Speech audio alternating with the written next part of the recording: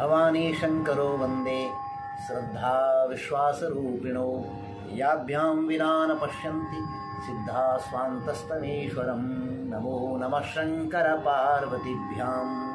आप सभी दर्शकों को, श्रोताओं को सप्रेम हर हर महादेव, जय श्री राधे कृष्णा। भगवान महादेव आप सदा अपनी कृपा दृष्टि बनाए रखें।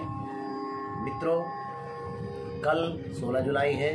16 जुलाई 2024 पवित्र श्रावण मास की संक्रांति है और उससे दूसरे दिन यानी 17 जुलाई को देवशयनी एकादशी है। यहाँ से लेकर इस एकादशी से लेकर देवोत्थानी एकादशी, हरिप्रबोधनी और देव उठनी एकादशी यानी 12 नवंबर तक इस वर्ष की चतुर्मास की अवधि है। चतुर्मास से तात्पर्य है 4 महीने का समय। इस 4 महीने के समय को दक्षिणायन भी कहा जाता है। इस अवधि में श्री हरि विष्णु अपने योग निद्रा की अवस्था में होते हैं, शयन करते हैं और सृष्टि का कार्यभार क्रमशः महादेव जी को तथा भगवती पराम्बा को समर्पित करके जाते हैं। देवशयनी से देवोत्थानी तक की सभी एकादशियों को उपवास व्रत रखना चाहिए। प्रत्येक गृहस्थ को यह एकादशियां रखनी चाहिए और इस चतुर्मास में शास्त्र कहता है अपनी किसी सर्वश्रेष्ठ सबसे प्रिय वस्तु का परित्याग सदग्रस्त को करना चाहिए, मादक वस्तुओं का परित्याग कर देना चाहिए और भगवान नाम के जप का अधिक से अधिक आश्रय करना चाहिए। इस 4 महीने में कोई न कोई एक श्रेष्ठ नियम अवश्य धारण करना चाहिए, जैसे विष्णु सहस्त्र नाम का जाप, शिव सहस्त्र नाम का जाप, पंचाक्षर का, द्वादशाक्षर का, अष्टाक्षर मंत्र का जाप, महामंत्र का जाप नित्य प्रति। और इस एकादशी के दिन सारा दिन भर, पहले तो सारा दिन भर सारी रात्रि भर चलता रहे एक चौमुखी 4 मुंह वाला 4 ज्योत वाला एक दीपक आपको भगवान श्री हरि के प्रति प्रज्वलित करना है। यह चौमुखा दीपक 4 प्रकार के कष्टों का और इन 4 चतुर्मास का भी प्रतीक माना जाता है। 4 प्रकार के कष्टों का नाश करता है और 4 प्रकार की व्याधियों का नाश करता है। अथवा इस एकादशी से आप अखंड दीपक श्री नारायण लक्ष्मी नारायण के प्रति अपने परम पवित्र निवास स्थान में स्थापित कर सकते हैं। अब क्या नहीं करना चाहिए चतुर्मास में? मादक वस्तुओं का सेवन बिल्कुल नहीं। बहुत सारे लोग तो लहसुन प्याज आदि का भी त्याग कर देते हैं और बहुत दूर की लंबी पहाड़ों पर्वतों की यात्राएं इसमें वर्जित हैं। नदी सरोवर आदि में भी जाना इसमें प्रायः वर्जित ही माना गया है। बहुत अधिक भोजन चतुर्मास की अवधि में नहीं करना चाहिए। संभव हो ज़्यादा पुण्य अर्जित करना चाहते हो तो एकप आहारी, एक भुक्त रह सकते हैं। एक समय भोजन करके भी परम पुण्य का इसमें लाभ होता है। श्रावण मास की अब बात करते हैं। श्रावण मास के सोमवार और प्रदोष की, जो इस बार 2024 में श्रावण मास में 5 सोमवार भगवान शंकर ने आप हम सभी भक्तों को अपनी आराधना के लिए प्रदान किए हैं। जो प्रथम सोमवार है वो 22 जुलाई को है, द्वितीय सोमवार 29 जुलाई को, तृतीय सोमवार 5 अगस्त को, चौथा सोमवार 12 अगस्त को, 5वां सोमवार 19 अगस्त को। 19 अगस्त को ही श्रावण पूर्णिमा है। श्रावण पूर्णिमा के दिन भी भगवान शंकर के पूजन का बहुत विशेष महत्व है। अगर किसी कारणवश सारे महीने पूजन न कर पाए तो इस दिन अवश्य करें। श्रावण के प्रदोष व्रत जो है 1 अगस्त को पहला प्रदोष व्रत है और 17 अगस्त को दूसरा प्रदोष व्रत है। 4 अगस्त को हरियाली अमावस्या है जो कि रवि पुष्य योग में पड़ रही है। रवि पुष्य योग और गुरु पुष्य योग में किया हुआ दान, जप, पुण्य, यज्ञ, कुछ भी भगवान नाम के जाप का अनंत गुणा फल प्राप्त होता है, ऐसा शास्त्रों का निर्देश है। दोपहर 4 अगस्त को दोपहर 1:30 बजे तक इसका पुण्यकाल रहेगा। अब आज के विशेष प्रश्न पर चर्चा करते हैं। कुछ सज्जनों के प्रश्न आए हैं कि यदि हम किसी कारण से मंदिर न जा सकते हो, क्या हम घर में शिव पूजन कर सकते हैं? शिव पुराण कहता है शिव पूजन घर में कैसे करें। क्योंकि बहुत सारे लोगों के मन में वहम डाल दिया है, भ्रम डाल दिया कि शिव पूजन घर में नहीं हो सकता, शिवलिंग घर में स्थापित नहीं हो सकता। ऐसा हम बारंबार कहते हैं अपने चैनल के माध्यम से, शास्त्रों का प्रमाण देकर कहते हैं। तो सभी सदगृहस्थ मंदिर न जा सकते हो तो घर में शिव पूजन अवश्य करें। शिव पुराण क्या कहता है? यथा सर्वेषु देवेषु ज्येष्ठश्रेष्ठो महेश्वर तथा सर्वेषु लिंगेषु पार्थिवम श्रेष्ठ उच्यते।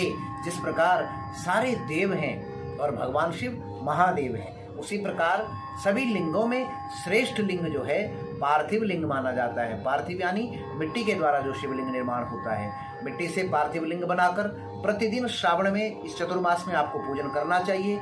यदि मिट्टी सुलभ न हो तो बाणलिंग जो नर्मदेश्वर हैं उनका पूजन करें। इसमें प्राण प्रतिष्ठा आदि की आवश्यकता नहीं होती है। अधिक से अधिक जो शिवलिंग है मुट्ठी भर का होना चाहिए, या 8 अंगुल का अथवा प्रादेश मात्र का। यहाँ अंगूठे से लेकर इस तर्जनी के एंड तक इतनी लंबाई का, इतनी ऊंचाई का शिवलिंग आप मिट्टी से बनाएं या नर्मदेश्वर घर में स्थापित करें। ध्यान रहे, लोहे की परात में, सिल्वर, एल्युमिनियम की परात में, स्टील की परात में शिवार्चन वर्जित करना चाहिए। यदि सुलभ ना हो तो आपत्ति काल में तो कोई बात नहीं, लेकिन प्रयास करना चाहिए। लोटे पीतल या तांबे के लोटे से ही भगवान शंकर को जल चढ़ाना चाहिए। अब देखिए, विशेष मंत्र आप कहेंगे हमें तो मंत्र आते नहीं।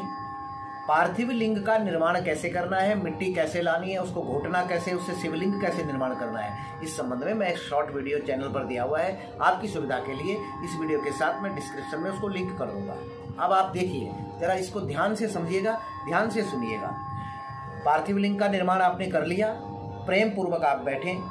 आपको सबसे पहले क्या करना है, बहुत लंबे चौड़े मंत्रों को अगर आप न जानते हो तो आप नित्य प्रति वैदिक विद्वान को भी नहीं बुला सकते हैं। तो करना क्या है, आसन पर बैठें और सबसे पहले पुष्प लेकर ध्यान करें। उसके बाद ध्यानम समर्पयामि, दूसरी बार आवाहन करें। तीसरा, भगवान शंकर के लिए बिल्वपत्र एक लेकर के आसन दें। पाद्य, जल लेकर के, पाद्य कहते हैं पाद प्रक्षालनार्थाय, भगवान के, महादेव जी के श्री चरणों का प्रक्षालन करने के लिए जल अर्पित करें। उसके पश्चात अर्घ्य, हाथों के प्रक्षालन के लिए जल में थोड़े पुष्प, चंदन आदि मिला करके, फिर आचमन, फिर स्नान कराएं, फिर पंचामृत, दूध, दही, घी, शक्कर और शहद या शक्कर, इसको मिला करके स्नान कराएं। उसके पश्चात चंदन और इत्र आदि मिलाकर भगवान को स्नान कराएं, पिंडी को, और उसके पश्चात शुद्ध जल से स्नान कराएं। वस्त्र सफेद ही होना चाहिए। उसके पश्चात जनेऊ यज्ञोपवीत अर्पित करें, चंदन भस्म अर्पित करें, अक्षत अर्पित करें, पुष्प अर्पित करें, बिलपत्र अर्पित करें, दुर्वा अर्पित करें, आक के फूल, मदार के पुष्प आप अर्पित कर सकते हैं। धूप, दीप, नैवेद्य जो प्रसाद है, फल, पान, फिर आचमन कराएं। फिर भगवान की पूजा के लिए थोड़ा निमित्त जो न्यूनातिरिक्त पूजायाम, जो कमी बेसी रह गई हो उसको दूर करने के लिए थोड़ी यथाशक्ति दक्षिणा चढ़ाएं। फिर नमस्कार करें, फिर परिक्रमा करें, फिर पुष्पांजलि, फिर क्षमा याचना। उसके बाद बैठ करके जप करें और आरती के प्रसाद आदि करके सब पूजा संपन्न हो गई। फिर बड़े प्रेम से सूर्योदय से पूर्व पार्थिव को विसर्जित कर दें। पंचाक्षर से ही सारा पूजन करना है, वेद मंत्रों के द्वारा आपको पूजन, क्योंकि वेद के नियम थोड़ा कठिन है और जो यज्ञोपवीत जिसका नहीं है, शिखा सूत्र जिसका नहीं है, उसका अधिकार वेद में, शास्त्र में निषिद्ध बताया गया है। शास्त्र में कुतर्क की कोई प्रतिष्ठा नहीं। पंचाक्षर मंत्र क्या है, सिर्फ और सिर्फ नमः 2 अक्षर, शिवाय 3 और 2 5 अक्षर, नमः शिवाय ही पंचाक्षर है। प्रणव का उच्चारण सबके लिए नहीं कहा गया है। यहाँ कुतर्क न करें। जिस पुराण में शिव की महिमा है उसी पुराण में यह निर्देश दिया गया है। अब पूजा के लिए, जैसे पूजा कैसे करनी है, आप कहेंगे सारी सामग्री जो मैंने पहले बताई वो रख करके और ओम श्री, सारी सामग्री रख करके श्री भगवते सांब सदा शिवाय नमः या नमः शिवाय बिल्वपत्रम समर्पयामि, नमः शिवाय पंचामृतम समर्पयामि, नमः शिवाय नैवेद्यम निवेदयामि, नमः शिवाय मंत्र पुष्पांजलिम समर्पयामि, नमः शिवाय से आप सारा पूजन करें। या नमो भगवते रुद्राय, नमो भगवते नर्मदेश्वराय, नमो भगवते पार्थिवेश्वराय, इस करके नाम मात्र करके आप पूजन कर सकते हैं। अब पूजा के लिए कहाँ बैठना है, उत्तर की ओर मुख करके, उत्तर की ओर मुख करके ही आपको शंकर जी की पूजा में बैठना है। पहनना क्या है? श्वेत सफेद धोती या सफेद वस्त्र आप धारण करके बैठें। और विशेष नियम क्या है? बिना भस्म त्रिपुंडेन, बिना रुद्राक्ष मालया, बिना रुद्राक्ष की माला के और बिना त्रिपुंड के, भस्म के त्रिपुंड के आपको शिव जी का पूजन का फल प्राप्त नहीं होता है। जप करने के लिए कहाँ बैठना है? पूर्व दिशा की ओर मुख करके आपको जप करना है। अब देखिए, क्या शिव जी के पूजन से पहले कोई और पूजन है? जी अवश्य है। जहाँ थाली या परात में आपने भगवान शंकर को स्थापित कर दिया, उससे पहले आचमन आदि करके शुद्ध होकर के और पहले अपने गुरु और माता पिता को प्रणाम करें।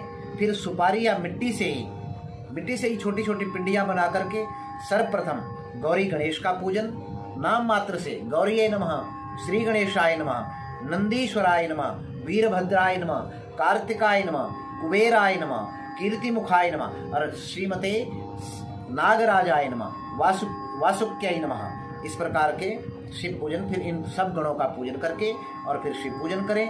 प्रसाद का क्या करना है? शिव जी को जो आपने प्रसाद अर्पण करना है उसका हम अगले वीडियो में आपको निवेदन करेंगे। भगवान महादेव आप पर अपनी कृपा बनाए रखें। धन्यवाद। जय श्री राधे।